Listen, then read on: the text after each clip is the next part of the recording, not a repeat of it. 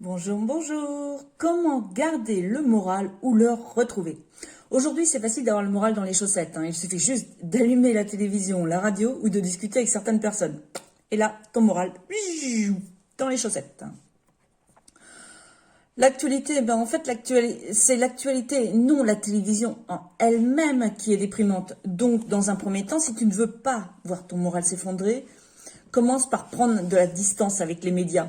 Je t'assure que tu ne vas rien louper de bien important pour ton bien-être. Et s'il y avait vraiment quelque chose d'important à savoir, ne t'inquiète pas, il y aura toujours quelqu'un pour te le rappeler. Et sinon, si tu as vraiment besoin d'avoir une information, comme en ce moment par rapport aux règles de circulation vis-à-vis du virus, etc., il y a toujours les sites d'actualité pour trouver l'info. Donc juste un clic, tu as l'info nécessaire et hop, tu termines, tu fermes et tu passes à autre chose et tu as ton info. Jusqu'à encore il y a quelques mois, je regardais les titres sur Google Actualité le matin. C'était l'une des premières choses que je faisais. Depuis, j'ai arrêté parce qu'il y a trop d'informations contradictoires et je ne m'en porte pas plus mal. Alors, je trouve que ce serait cool s'il y avait un site tourné que sur des informations optimistes. Du coup, j'ai fait quand même une recherche là-dessus pour voir si ça existait et j'ai trouvé un site, l'optimiste.com. Je te le partage dans les coms, tu verras. Bon, à vrai dire, est-ce que c'est vraiment réaliste et viable? J'en ai aucune idée. Je ne sais pas ce que t'en penses, toi. Bon, on va revenir quand même à la thématique de cet article, autre donc qui est, je vais te donner d'autres conseils pour garder le moral ou le retrouver. Une des choses que je trouve importante, c'est de se reconnecter à soi. Au lieu de se connecter aux actualités, je t'invite à te connecter à toi.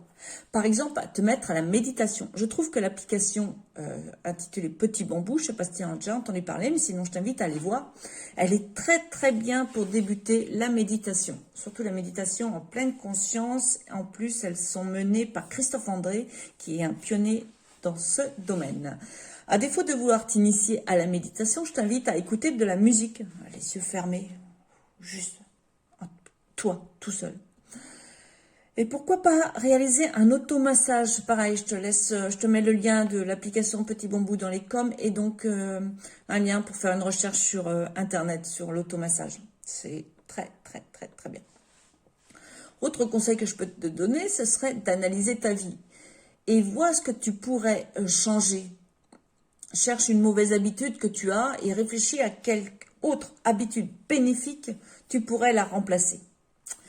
Parce que la nature n'aime pas le vide, on dit. Donc, il ne suffit pas de supprimer une mauvaise habitude, il faut la remplacer par une autre qui va dans le sens, qui va améliorer ta vie. Le temps sans écran. Alors, pas facile de passer du temps sans écran, hein. Je ne sais pas si tu es comme moi, mais ça peut être compliqué. Surtout quand on a une activité comme moi qui ne se passe qu'en ligne, qui est orientée comme ça. C'est pas toujours facile. Mais je t'invite à passer une certaine heure. Dans l'idéal, ce serait au moins 2 heures avant de te coucher. Donc de passer ta soirée, de te tenir loin de tout écran. Alors pourquoi ne pas finir la soirée avec un bon bouquin ou à discuter avec tes proches ou à faire un jeu de société aussi. C'est trop cool. Au coin du feu, l'hiver ou à la belle étoile, l'été dehors ou tout simplement, tu pourrais aussi écouter juste de la musique. C'est cool ça aussi. Les habitudes, les routines et les rituels. Je t'invite à relire les articles que j'ai écrits à ce sujet. Il y en avait un, c'était les rituels du soir et de fin de journée. Et l'autre, c'était des idées de rituels matinaux. Pareil, je te mets les liens dans les coms, donc n'hésite pas à les voir. Et puis surtout, dans le but de prendre soin de ta santé physique, mentale et de dormir, je t'invite aussi à dormir suffisamment, à manger sainement, à faire de l'exercice physique. Tout ça, ça aide vraiment à améliorer son moral. Ça aide aussi à améliorer ton moral, mais aussi ça contribue à ta motivation et à ton dynamisme. La créativité. Qu'est-ce que tu aimais faire quand tu étais enfant? Moi, c'est vrai que j'adorais colorier. Je t'invite à refaire ce que tu aimais faire quand tu étais enfant. Alors, ça, évidemment, tu vas peut-être trouver ça un peu enfantin, gamin. Et alors, essaye de voir si ça te plaît toujours.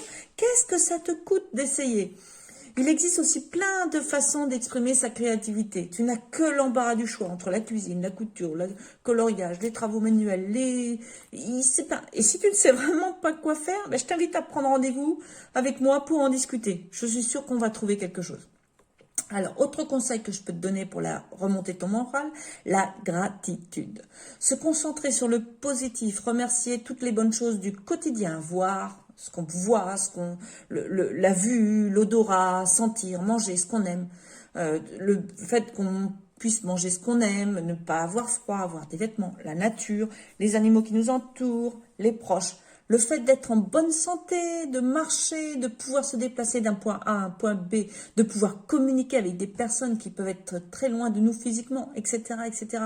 Les sources de gratitude sont infinies, à mon sens. Il suffit juste de vouloir reconnaître. L'acceptation. Et oui, je suis désolée de l'annoncer. Il faut aussi accepter que l'on peut avoir des baisses de morale. Cela fait partie de notre humanité. Accepter nos baisses de morale, c'est déjà un pas vers l'amélioration. Il y a des jours sans et il y a des jours avec, même pour un optimiste. Moi, je te le dis. Accepter la réalité telle qu'elle est aidera à baisser ton niveau aussi d'anxiété. Donc, accepte les choses comme elles sont. Lâcher prise. Il suffit parfois aussi de lâcher prise, d'accepter ses ressentis et de trouver un moyen de se changer les idées. Ou de ne rien faire, car ne rien faire, ça marche. Je t'invite à lire mon article là-dessus. Ne rien faire, ça consiste en quoi? Alors, rêver.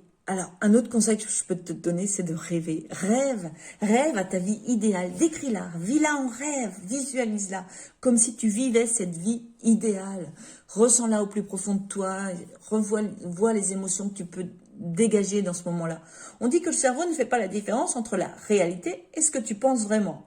Même si c'est une croyance, encore une fois, qu'est-ce que ça te coûte d'essayer? Essaye, teste, tu verras ce que ça donne. Et si malgré tous ces conseils, je suis sûre que l'on peut... D'ailleurs, d'abord, je suis sûre que l'on peut trouver d'autres conseils qui vont dans le sens d'améliorer ton moral. Mais si malgré tout ça, ton moral reste dans tes chaussettes, je t'en prie, fais-toi aider.